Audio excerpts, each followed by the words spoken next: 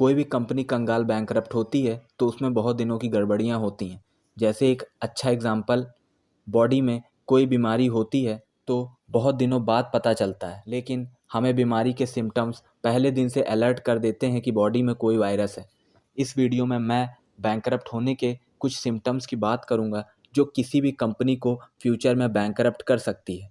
अगर कंपनी में कोई ऐसा सिम्टम्स नज़र आता है तो समझ लो कंपनी फ्यूचर में आपके लिए खतरा बन सकती है। हाय दोस्तों, मेरा नाम है लौकुश। मैं दूंगा आपको एक बेस्ट एडवाइस जो आपको स्टॉक पिक करने में बहुत हेल्प करेगा। स्टॉक मार्केट में स्टॉक चुनना उतना भी मुश्किल नहीं है जितना हम सोचते हैं। हम सोचते हैं कि कोई भी कंपनी में पैसा लगाने के लिए बहुत सारी नॉलेज की ज़रूरत होती है, पर स्टॉक मार्केट में पैसा कमाने के लिए ऐसा कोई भी क्राइटेरिया नहीं है। आपको बस हिंदी इंग्लिश क्लास 10 तक के प्रॉफिट लॉस आना चाहिए। यानी हम कह सकते हैं कि स्टॉक मार्केट में निवेश करने के लिए एक 10th का स्टूडेंट भी आसानी से निवेश कर सकता है। बस कुछ लोगों ने इसे ज़बरदस्ती कॉम्प्लेक्स बना दिया है। अब जो मैं बताने जा रहा हूँ ध्यान से सुनिएगा, वीडियो का ये मोस्ट इम्पॉर्टेंट पार्ट है। एक अच्छा इन्वेस्टर बनने के लिए जो क्वालिटी चाहिए वो है क्विक एंड राइट डिसीजन। सही टाइम पे सही डिसीजन बहुत ज़रूरी है। मुझे भी पता है कि हर वक्त हर डिसीज़न सही नहीं होता, बट एटलीस्ट हम ट्राई तो कर सकते हैं। दूसरा इम्पॉर्टेंट चीज़ है पेशेंस। जिस कंपनी में निवेश किया है, अगर कंपनी अच्छी है तो पेशेंस के साथ बने रहिए। तीसरा चीज़ है कंट्रोल ऑन इमोशंस। जो दिख रहा है वही होगा, ना कि जो आपका दिल कह रहा है या आपका इमोशंस बोल रहे हैं वो होगा। इसका मतलब ये है कि कंपनी के बेसिकली फंडामेंटल्स क्या बोल रहे हैं, फ्यूचर में वही चीज़ होगी। फोर्थ है गुड रिसर्चर। जो जो रिसर्च करेगा उसी को अच्छी कंपनी मिलेगी। न्यूज़पेपर, एनुअल रिपोर्ट्स और तमाम तरह की जो न्यूज़ें हैं उनसे बस आप अपडेट रहिए। बस ये सारी चीज़ें बहुत हैं। अब चलते हैं, हम एक कंपनी का एग्जांपल लेके आपको बताएंगे कि कैसे कोई भी कंपनी का एनालिसिस करते हैं। कोई भी कंपनी का एनालिसिस करने से पहले आपको पहली चीज़ वो क्या देखनी है, तो पहली चीज़ जो देखनी है वो है इसका कर्ज़ा। बहुत इंपॉर्टेंट चीज़ है ये कर्ज़ा। आपको कर्ज़ा ज़रूर देखना है, बिकॉज़ कर्ज़ा देखना इसलिए ज़रूरी होता है क्योंकि बहुत सारी कंपनियां जो हैं भारी भरकम कर्ज़ा लेकर डूब जाती हैं। आप अगर हिस्ट्री उठा के देखेंगे तो बहुत सारी कंपनियों के डूबने का कारण जो है डेथ रहा है। इसीलिए स्टॉक लेने से पहले देखो कि कंपनी में कर्ज़ा तो नहीं है। अगर है तो अपनी रिसर्च फ़ौरन बंद करिए और किसी दूसरी कंपनी को तलाशिए। ठीक, तो अब जो है मैं इस कंपनी के बेसिस पे बताऊंगा कि इसका क्या है। तो यहाँ पे जब मैं आया तो देखा मैंने इसका जो डेथ है, इस कंपनी का जो डेथ है, कर्ज़ा है, वो 0 करोड़ का है। देखिए यहाँ पे ये, ठीक है, 0 करोड़ का डेथ है। तो यानी एक फैक्टर पे कंपनी जो है खरी उतरी है। ठीक, एक फैक्टर है, अभी ये 3 फैक्टर बाकी हैं। 3 फैक्टर आपको देखने हैं कोई भी कंपनी का एनालिसिस करने से पहले। तो यहाँ पे देखिए, दूसरा इंपॉर्टेंट रेशियो जो रहता है प्राइस अर्निंग रेशियो, यानी प्राइस टू अर्निंग रेशियो, जिसको हम पी रेशियो कहते हैं। ठीक है, तो यहाँ देखिए पी रेशियो क्या है, 0 का है।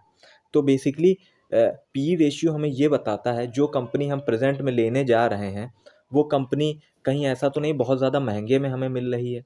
बिकॉज यही तो फ़ायदा रहता है, हम सस्ते में खरीदेंगे और महंगे में बेचेंगे। अगर पी रेशियो ज़्यादा है तो समझ लीजिए कंपनी जो है आपको बहुत ज़्यादा महंगे में मिल रही है।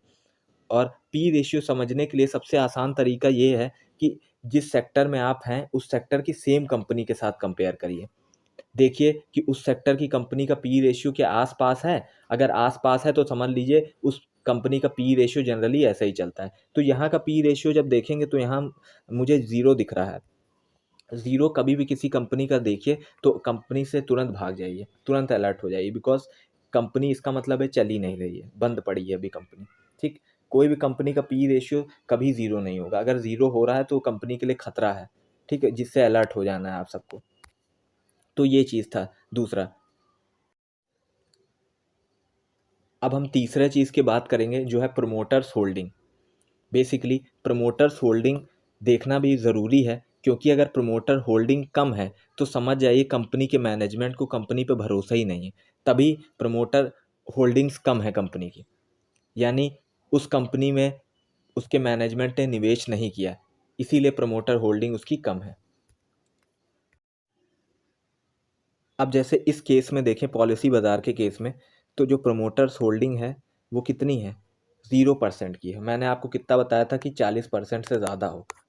अब ये बैंक तो है नहीं, ठीक है, ये एक कंपनी है, इसकी प्रमोटर्स होल्डिंग कम है और ज़्यादातर जो फंडिंग की है वो पब्लिक ने की है। तो इसकी वजह से भी कंपनी से आपको थोड़ा सा दूरी बना लेना चाहिए, बिकॉज प्रमोटर्स होल्डिंग है नहीं, मैनेजमेंट ने ही भरोसा नहीं किया कंपनी पे, ठीक है। और FIDIs ने किया, FI मतलब जो कंपनी फॉरेन कंपनी जो निवेश करती है, इन्वेस्ट करती है इस कंपनी में, तो उसने जो है 14% किया है और डोमेस्टिक यानी म्यूचुअल फंड्स ने 13% किया। तो ये दोनों इंस्टीट्यूशन ने इन्वेस्ट किया है, लेकिन इनके मैनेजमेंट ने इन्वेस्ट नहीं किया, जो कि बहुत गलत बात है।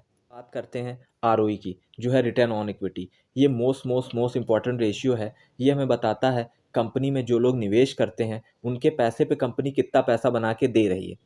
ROE जनरली 15% से ज़्यादा हो तो समझ लीजिए कि अच्छी बात है, और अगर नहीं है तो समझ लीजिए कि कंपनी में कुछ गड़बड़ियां हैं और वो कंपनी के निवेशकों को उनका पैसा भी नहीं लौटा पा रही है, ठीक है। तो अब देखिए यहाँ इस केस में क्या है, इस केस में ROE है ही नहीं, यानी निगेटिव में होगा।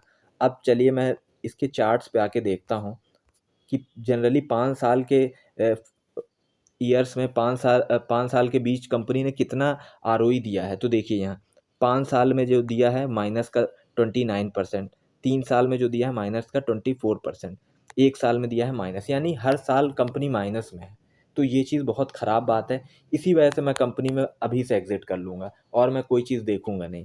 तो ये सारी चीज़ें रहती हैं कोई भी कंपनी को एनालिसिस करने के लिए, और ये सारी चीज़ें आप ज़रूर देखा करिए कभी भी कोई भी स्टॉक लेने जाइए।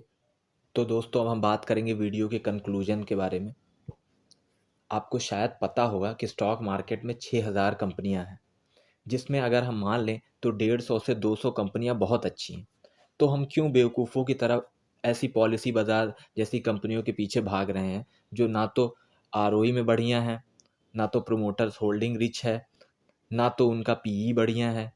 तो क्यों हम बेमतलब में अपना पैसा रिस्क लगा रहे हैं।